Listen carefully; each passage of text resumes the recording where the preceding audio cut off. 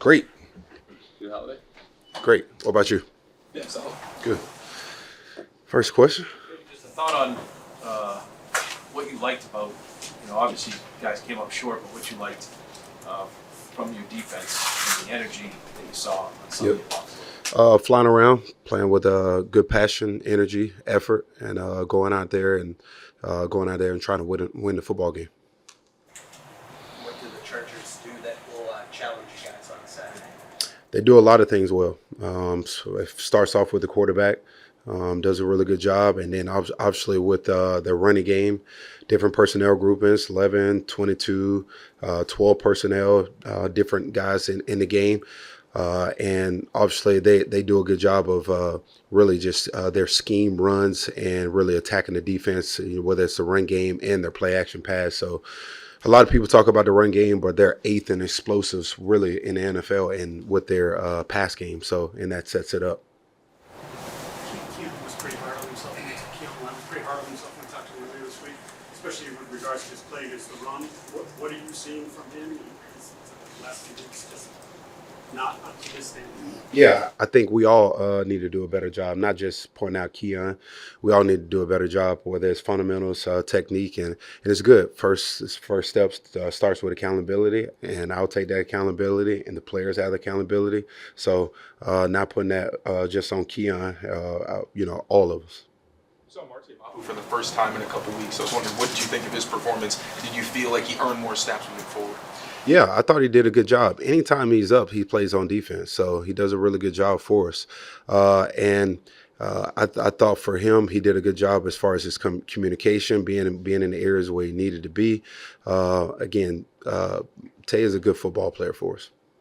Do you know what he is now? I think when we came into the year, I think Gerard mentioned, we're not totally sure where he best fits or what his best position is. Do you feel like now, after almost a full season with him, that you have a better idea of where he fits best in your defense? Yeah, he's a good football player.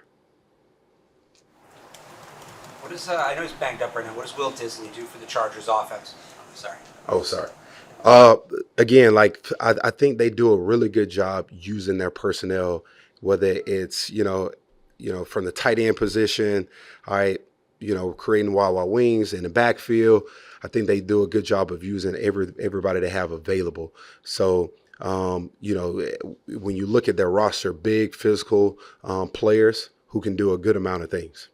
It's kind of a bring your hard hat type of game for you guys because they just seem to be physical all over the place. Yeah, no doubt. I mean, every week is like that anyway. Every week, you bring your hard hat week, but for sure, we need to be ready to stop the run.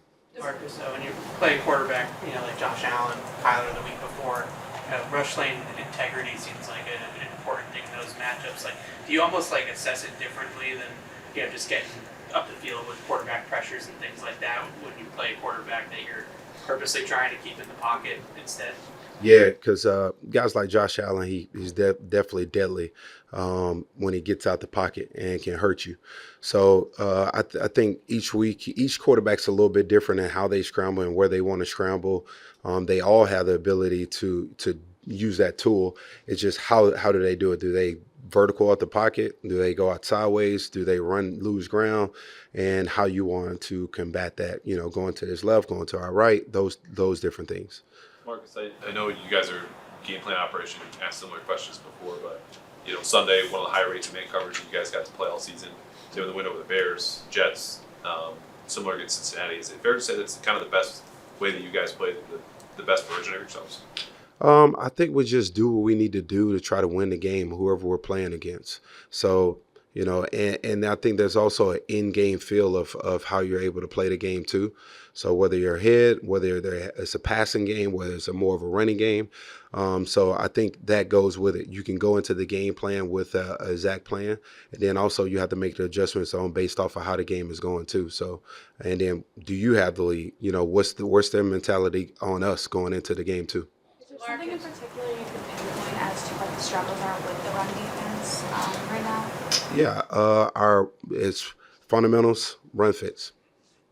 Marcus, when you are in man coverage and you're deciding how to deploy Christian Gonzalez, is it always him against the top guy, or do you consider all the collective matchups and who fits best where?